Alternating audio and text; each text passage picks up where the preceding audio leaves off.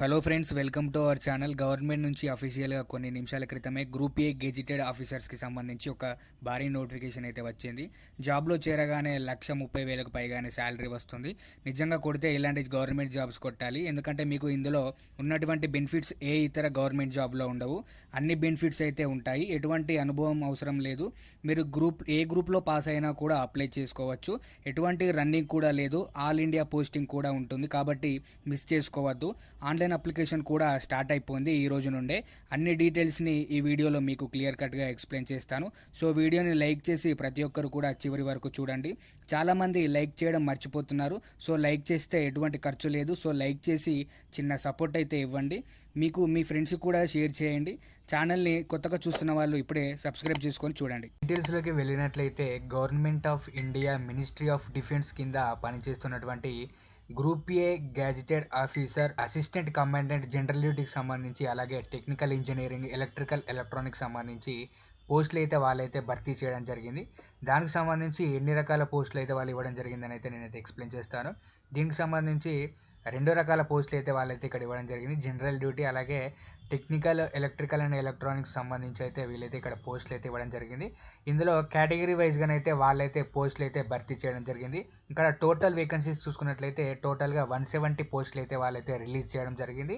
General డ్యూటీలో 140 పోస్టులు అయితే వాళ్ళైతే ఇవ్వడం జరిగింది. అలాగే ఆ టెక్నికల్ సంబంధించి చూసుకున్నట్లయితే 30 పోస్టులు అయితే వాళ్ళైతే రిలీజ్ చేయడం జరిగింది. ఇక్కడ కేటగిరీ వైజ్గానైతే వాళ్ళైతే పోస్టులు అయితే ఇవ్వడం జరిగింది. ఎస్సీలో జనరల్ డ్యూటీకి సంబంధించి చూసుకున్నట్లయితే ఎస్సీలో 25 వేకెన్సీస్ ఉన్నాయి.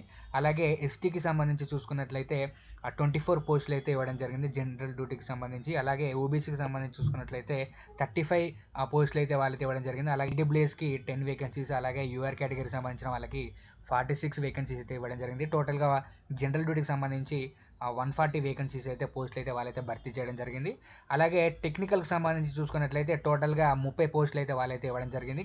ఎస్సీలో 3, ఎస్టీలో 4, అలాగే ఓబీసీకి సంబంధించి 8 పోస్టులు, అలాగే ఈడబ్ల్యూఎస్ 2 పోస్టులు, అలాగే యూఆర్కి సంబంధించి 13 పోస్టులు అయితే ఇవ్వడం జరిగింది. టోటల్గా 30 పోస్టులు అయితే ఇవ్వడం జరిగింది. టోటల్ రెండు కలుపుకొని టోటల్ పోస్టులు అయితే 170 పోస్టులు అయితే వాళ్ళైతే ఇక్కడ భర్తీ చేయడం జరిగింది. దీనికి సంబంధించి మనం ఇంపార్టెంట్ డేట్స్ కూడా మనమైతే చూసుకుందాం. ఇక్కడ అప్లికేషన్ స్టార్టింగ్ డేట్లు అయితే ఎప్పుడైతే స్టార్ట్ అయిపోయింది, జూలై 8 నుంచి అయితే అప్లికేషన్ డేట్ అయితే స్టార్ట్ అయిపోయింది. అందరూ కూడా అప్లికేషన్ పెట్టుకోండి. లాస్ట్ డేట్ చూసుకున్నట్లయితే అప్లికేషన్కి 23 జూలై, ఈ మంత్ 23 వరకు అయితే లాస్ట్ డేట్ అయితే ఉంది. అందరూ కూడా అప్లై చేసుకున్న వాళ్ళందరూ కూడా అప్లై అయితే చేసుకోండి.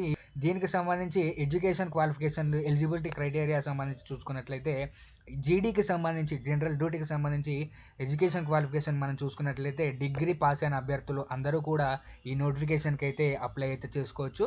అలాగే ఫిజిక్స్ అండ్ మ్యాథమెటిక్స్ మీరైతే ఇంటర్లో చదివి ఉండాల్సి ఉంటుంది. దాంతోపాటు డిగ్రీ కూడా మీరైతే పాస్ అయి ఉండాల్సి ఉంటుంది. అయితే ఇక్కడ అయితే వాళ్ళైతే క్లియర్గా మెన్షన్ చేయడం జరిగింది.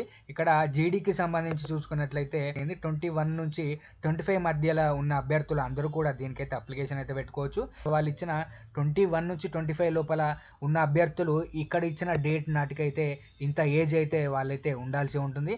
టెక్నికల్ సంబంధించి బీటెక్ అభ్యర్థులు ఎవరైతే ఎలక్ట్రానిక్స్, అలాగే ఎలక్ట్రికల్, మెకానికల్ చేసిన అభ్యర్థులు అందరూ కూడా ఈ టెక్నికల్ సంబంధించిన పోస్టులకి అయితే మీరైతే అప్లై అయితే చేసుకోవచ్చు. దానికి సంబంధించి ఈ అప్లికేషన్కి ఎవరైతే ఎలిజిబుల్ అంటే ఓన్లీ మేల్స్ మాత్రమే ఈ అప్లికేషన్ అయితే పెట్టుకోవాల్సి ఉంటుంది. ఫీమేల్స్ సంబంధించి అప్లికేషన్స్ అయితే ఫీమేల్స్కి అయితే ఎలాంటి అర్హత అయితే లేదు. దీనికి సంబంధించిన పోస్టులకి ఓన్లీ మేల్స్ మాత్రమే అప్లికేషన్స్ అయితే పెట్టుకోవాల్సి ఉంటుంది. పోస్టులకు సంబంధించి మనం చూసుకున్నట్లయితే ఏజ్ రిలాక్సేషన్ కూడా వాళ్ళైతే ఇక్కడైతే ఇవ్వడం జరిగింది. అంటే ఎస్సీ ఎస్టీ కేటగిరీ వాళ్ళకి సంబంధించి 5 years అయితే ఏజ్ రిలాక్సేషన్ అయితే ఉంటుంది. అలాగే ఓబీసీ కేటగిరీ సంబంధించి చూసుకున్నట్లయితే వాళ్ళకైతే 3 years అయితే ఏజ్ రిలాక్సేషన్ అయితే ఉంటుంది. ఎగ్జామ్ ప్యాటర్న్ ఎలా ఉంటుందని అయితే వాళ్ళైతే ఇక్కడ క్లియర్గా ఇవ్వడం జరిగింది. ఎగ్జామ్ ప్రాసెస్ మనం చూసుకున్నట్లయితే స్టేజ్ 1, అలాగే స్టేజ్ 2, అలాగే స్టేజ్ 3, 4 and 5 మొత్తం 5 స్టేజ్లు అయితే ఇక్కడ వీళ్ళైతే సెలక్షన్ ప్రాసెస్ అయితే వీళ్ళైతే చేయడం జరుగుతుంది. దానికి సంబంధించి స్టేజ్ 1కి సంబంధించి మనం చూసుకున్నట్లయితే వాళ్ళైతే సిబిటి ఎగ్జామ్ అయితే వాళ్ళైతే కండక్ట్ చేస్తారు. మల్టిపుల్ చాయిస్ క్వశ్చన్స్ అయితే వాళ్ళైతే ఎగ్జామ్ కండక్ట్ చేస్తారు. మొత్తం 100 మార్క్స్ అయితే వాళ్ళైతే క్వశ్చన్ పేపర్ అయితే వాళ్ళైతే కండక్ట్ చేయడం జరుగుతుంది. దీనికి సంబంధించి ఇంగ్లీష్కి సంబంధించి సబ్జెక్టుల పరంగా చూసుకున్నట్లయితే ఇంగ్లీష్లో 25 క్వశ్చన్స్ అయితే వాళ్ళైతే ఇవ్వడం జరిగింది. అలాగే రీజనింగ్, న్యూమరికల్ ఎబిలిటీలో 25 క్వశ్చన్స్ అయితే వాళ్ళైతే ఇవ్వడం జరిగింది. అలాగే జనరల్ సైన్స్, మ్యాథమెటికల్లో, ఆప్టిట్యూడ్లో 25 క్వశ్చన్స్, అలాగే జనరల్ నాలెడ్జ్కి సంబంధించి 25 క్వశ్చన్స్, టోటల్గా 100 క్వశ్చన్స్ అయితే వాళ్ళైతే ఎగ్జామ్ అయితే మీకైతే కండక్ట్ చేస్తున్నారు. ఎగ్జామ్ డ్యూరేషన్ టోటల్గా చూసుకున్నట్లయితే 2 అవర్స్లో మీరైతే ఎగ్జామ్ అయితే రాయాల్సి ఉంటుంది. పోస్టులు అయితే ఏవైతే ఉన్నాయో ఇవి కూడా సెంట్రల్ గవర్నమెంట్ నుంచి అయితే ఈ పోస్టులు అయితే భర్తీ చేయడం జరిగింది. కాబట్టి మీకు కోస్ట్ గార్డ్కి సంబంధించిన ఇంట్రెస్ట్ ఉన్న అభ్యర్థులు అందరూ కూడా ఈ అప్లికేషన్ అయితే పెట్టుకోండి. స్టేజ్ 2 సంబంధించి మనం చూసుకున్నట్లయితే వాళ్ళైతే ఇక్కడ CCBT సంబంధించిన ఎగ్జామ్ అయితే వాళ్ళు కండక్ట్ చేస్తున్నారు. దానికి సంబంధించి కంప్యూటరైజ్డ్ కాగ్నిటివ్ అండ్ బ్యాటరీ టెస్ట్కి సంబంధించి వాళ్ళైతే టెస్ట్ అయితే కండక్ట్ చేస్తున్నారు. అలాగే స్టేజ్ 2 ఎగ్జామినేషన్ ఎవరైతే క్వాలిఫై అవుతారో వాళ్ళు స్టేజ్ 3కి సంబంధించి అయితే వాళ్ళైతే ఎలిజిబుల్ అయితే అవుతారు. ఈ స్టేజ్ 2 సంబంధించి ఇక్కడ క్యాండిడేట్స్ వెరిఫికేషన్ అయితే ఒకటి ఇవ్వడం జరిగింది. దానికి సంబంధించి ఫోటో అయితే వెరిఫై చేస్తారు. అలాగే మీ యొక్క బయోమెట్రిక్ కూడా వాళ్ళైతే ఇక్కడ వెరిఫై చేయడం జరుగుతుంది. దానికి సంబంధించి ఇక్కడ స్టేజ్ 2 సంబంధించి డాక్యుమెంట్ వెరిఫికేషన్ కూడా వాళ్ళైతే ఇక్కడ చేయడం జరుగుతుంది. ఒరిజినల్ డాక్యుమెంట్స్ అయితే వాళ్ళైతే ఇక్కడ వెరిఫికేషన్ అయితే చేస్తామని అయితే ఇక్కడ క్లియర్గానే అయితే వాళ్ళైతే ఇవ్వడం జరిగింది.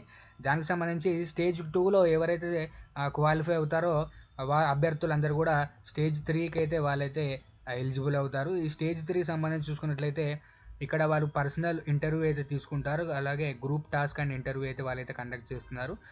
మెడికల్ ఎగ్జామ్ అయితే వాళ్ళైతే వీళ్ళకైతే కండక్ట్ చేస్తారు. మెడికల్ ఎగ్జామ్లో క్వాలిఫై అయిన అందరూ కూడా స్టేజ్ 5కి అయితే వాళ్ళైతే ఎలిజిబుల్ అవుతారు. దానికి సంబంధించి ఇక్కడ స్టేజ్ 5లో మీకు ఈ స్టేజ్ 4 వరకు ఉన్న అందరూ అభ్యర్థులలో మీకైతే మెరిట్ లిస్ట్ తీసి స్టేజ్ 5 నుంచి అయితే మిమ్మల్ని అయితే సెలెక్ట్ చేస్తారు. దీనికి సంబంధించి ఎలా అప్లై చేయాలని అయితే మీకు డౌట్ ఉంటుంది. మొత్తం కూడా ఆన్లైన్ అప్లికేషన్ అయితే మీరైతే పెట్టుకోవాల్సి ఉంటుంది. దానికి సంబంధించి వీళ్ళైతే అఫీషియల్ వెబ్సైట్ అయితే ఇవ్వడం జరిగింది. దానికి సంబంధించి నేను డిస్క్రిప్షన్లో అప్లికేషన్ లింక్ అయితే నేనైతే ప్రొవైడ్ చేస్తాను. దాని ద్వారా మీరైతే అప్లికేషన్ అయితే పెట్టుకోవచ్చు. ఇక్కడ ఎగ్జామినేషన్ ఫీ సంబంధించి మనం చూసుకున్నట్లయితే SC STకి సంబంధించిన కేటగిరీకి సంబంధించిన వాళ్ళకు ఎటువంటి ఫీ అయితే అవసరం లేదు. ఇక్కడ ఇంకా మిగతా జనరల్ కేటగిరీ సంబంధించి OBC కేటగిరీ సంబంధించి వాళ్ళు చూసుకున్నట్లయితే 300 రూపీస్ అయితే ఎగ్జామ్ ఫీ అయితే వాళ్ళైతే పే చేయాల్సి ఉంటుంది. ఎగ్జామినేషన్ సిటీకి సంబంధించి మనం చూసుకున్నట్లయితే ఆల్ ఓవర్ ఇండియా పోస్ట్ కాబట్టి, సెంట్రల్ లెవెల్ పోస్ట్ కాబట్టి మీ దగ్గరలో ఉన్న ఎగ్జామినేషన్ సెంటర్స్ అయితే మీరైతే పెట్టుకోవచ్చు. ఎటువంటి సమస్యనైతే లేదు దీని ద్వారా.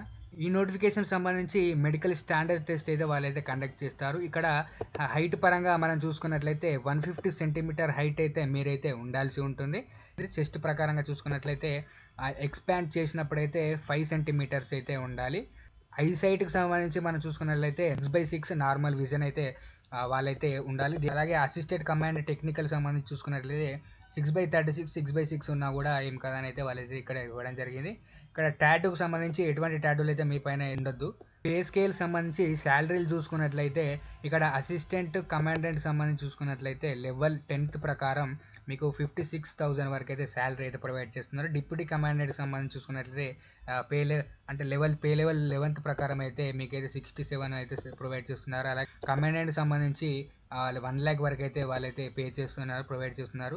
మీకైతే డిప్యూటీ ఇన్స్పెక్టర్ జనరల్ సంబంధించి 1,31,000 అయితే వాళ్ళైతే శాలరీ ప్రొవైడ్ చేస్తున్నారు. ఇన్స్పెక్టర్ జనరల్ సంబంధించి 1,44,000 అయితే వాళ్ళైతే ప్రొవైడ్ చేస్తున్నారు శాలరీ. అలాగే అడిషనల్ డైరెక్టర్ జనరల్ సంబంధించి పోస్టుకు సంబంధించి చూసుకున్నట్లయితే మీకైతే దీనికి సంబంధించి 1,82,000 అయితే మీకైతే శాలరీ అయితే ప్రొవైడ్ చేస్తున్నారు. తర్వాత డైరెక్టర్ జనరల్ సంబంధించి మనం చూసుకున్నట్లయితే పే లెవెల్ 16 ప్రకారం 2,05,000 వరకు అయితే మీకైతే వాళ్ళైతే ప్రొవైడ్ చేస్తున్నారు. వీళ్ళు చూసుకున్నట్లయితే ఈ పోస్టుకు సంబంధించి చాలా రకాల బెనిఫిట్స్ అయితే మీకైతే ఉన్నాయి. అంటే మిగతా గవర్నమెంట్ పోస్టులతో కంపేర్ చేసుకుంటే ఈ పోస్టు వీళ్ళైతే ఏదైతే భర్తీ చేశారో ఇప్పుడు దానికి సంబంధించి అయితే మీకైతే చాలా రకాల బెనిఫిట్స్ అయితే వాళ్ళైతే ఇక్కడ ఇవ్వడం జరిగింది. దానికి సంబంధించి ఇక్కడ చూసుకున్నట్లయితే మీతో పాటు మీ ఫ్యామిలీకి సంబంధించిన కూడా మెడికల్ కవరేజ్ అయితే వీళ్ళైతే ప్రొవైడ్ చేస్తున్నారు. చాలా అన్ని రకాల అలవెన్సెస్ అయితే వాళ్ళైతే ఇక్కడ ప్రొవైడ్ చేయడం జరుగుతుంది. అలాగే 1.25 crore సంబంధించి ఇన్సూరెన్స్ కవర్ అయితే వాళ్ళైతే ప్రొవైడ్ చేస్తున్నారు. అలాగే 12,500 పర్ మంత్ గ్రూప్ ఇన్సూరెన్స్ అయితే వాళ్ళైతే రూల్స్ ప్రకారం అయితే వాళ్ళైతే ప్రొవైడ్ చేస్తున్నారు. అలాగే ఇక్కడ నేషనల్ పెన్షన్ స్కీమ్ సంబంధించి కూడా అలవెన్సెస్ కూడా మీకైతే వాళ్ళైతే ప్రొవైడ్ చేస్తున్నారు. అలాగే క్యాంటీన్ ఫెసిలిటీస్ కూడా వాళ్ళైతే ప్రొవైడ్ చేస్తున్నారు. అలాగే లోన్ ఫెసిలిటీస్ కూడా వాళ్ళైతే ప్రొవైడ్ చేస్తున్నారు. అలాగే ఇక్కడ దీనికి సంబంధించి స్పోర్ట్స్ సంబంధించి అడ్వెంచర్ యాక్టివిటీస్ సంబంధించి కూడా మెడికల్ ఫెసిలిటీస్ సంబంధించి కూడా వాళ్ళైతే మీకైతే ప్రొవైడ్ చేస్తున్నారు. అలాగే ప్రొవిజన్ ఆఫ్ ఫ్రీ రేషన్ సంబంధించి రేషన్ మనీ అలవెన్సెస్ కూడా మీకైతే ప్రొవైడ్ చేస్తున్నారు. చాలా రకాల అలవెన్సెస్ అయితే టోటల్గా వాళ్ళైతే ప్రొవైడ్ చేయడం జరుగుతుంది. ఇక్కడ ఎవరైతే సెంట్రల్ గవర్నమెంట్లో ఇక్కడ కోస్ట్ గార్డ్కి సంబంధించి సంస్థలో పనిచేయాలని ఇంట్రెస్ట్ ఉన్న అభ్యర్థులందరూ కూడా ఈ అప్లికేషన్కి అయితే పెట్టుకోండి. 33 వరకు అయితే లాస్ట్ డేట్ అయితే ఉంది. ఎవరైతే అప్లై చేసుకొని వాళ్ళు ఉన్నారో అందరూ కూడా అప్లికేషన్ అయితే చేసుకోండి. దీనికి సంబంధించి కోస్ట్ గార్డ్, మళ్ళీ చెప్తాను, ఈ సంస్థ కోస్ట్ గార్డ్ నుంచి అయితే మినిస్ట్రీ ఆఫ్ డిఫెన్స్ సంస్థ నుంచి అయితే మనకైతే అసిస్టెంట్ కమాండెంట్ సంబంధించి జనరల్ డ్యూటీ, అలాగే టెక్నికల్ ఇంజనీరింగ్, ఎలక్ట్రికల్, ఎలక్ట్రానిక్స్ సంబంధించి ఆ పోస్టులు అయితే వీళ్ళైతే భర్తీ చేయడం జరిగింది. ఈ వీడియోని మీ ఫ్రెండ్స్కి అయితే షేర్ చేయండి. మరొక వీడియోతోనైతే మళ్ళీ కలుద్దాం.